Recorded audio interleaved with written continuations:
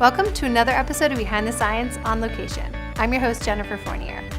How many of you drink milk or know someone who does? How does what the cows eat affect the milk we drink? Does it really matter? Well, yes it does, and there is one toxic mold called aflatoxin that once consumed by cows undergoes chemical transformation into an even more toxic form found in raw milk from the dairy. Obviously, our food supply is safe, so let's take a look at how dairy farmers are using the latest science to protect us. So we're heading back to ViCam to take a closer look at this problem. Hey Elise, can you come over here for a minute? I have a question for you. So I was reading about milk, and ViCam does tests that look at toxins that are produced by molds, correct? That's right, yep. So in the article I was reading, it was about aflatoxins. Is this something that we should worry about?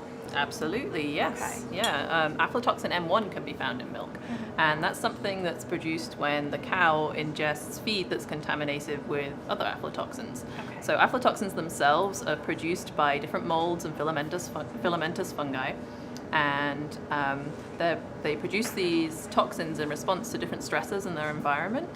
But wouldn't pasteurization take care of it?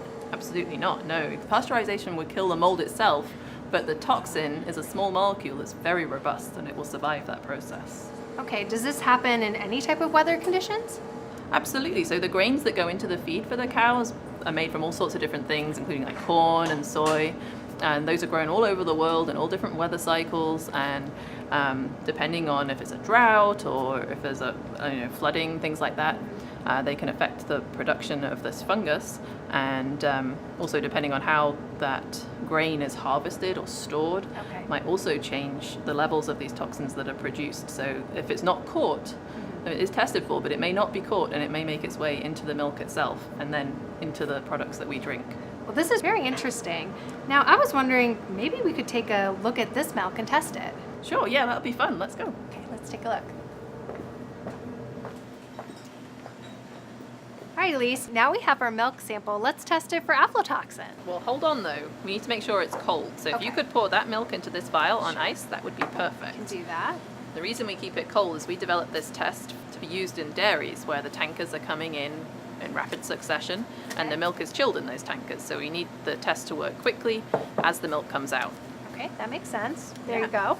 So here is the milk, and our test is very simple this time. We have a little vial that again is kept in here in this foil pouch to keep it dry and protected from the light. We have this little vial, and in here there's a pad that has our conjugate in there that is going to help run our test. Okay. And what we need to do is we need to add a sample of this cold milk using one of our pre-measured pipettes. These are very simple to use. They're kind of fun, little squishy things. Yeah, I think anybody could use those. Definitely, that's the plan.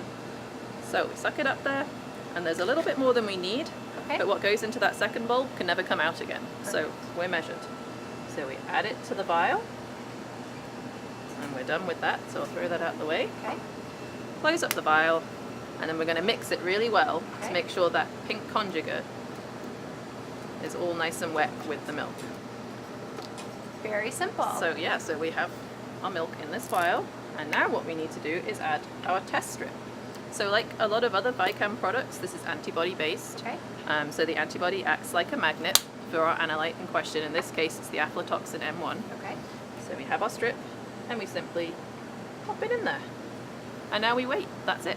Wow, I don't think it can get any simpler than that. Sure. So in a few minutes, we'll be able to read it on our Virtue Reader, Okay. and we'll get a number, and we can print it out using our printer there Great. for our records. So is that really sensitive if it's a strip test? Absolutely. So the limits for aflatoxin M1 in the United States are 500 ppt, but in Europe they're even more stringent. They go down to 50 parts per trillion, and our test can go down as low as 25 parts per trillion. So we're really at those very, very extremely low levels. That's amazing. I think since it's so easy, let's go get some more milk and do some more samples. Sure.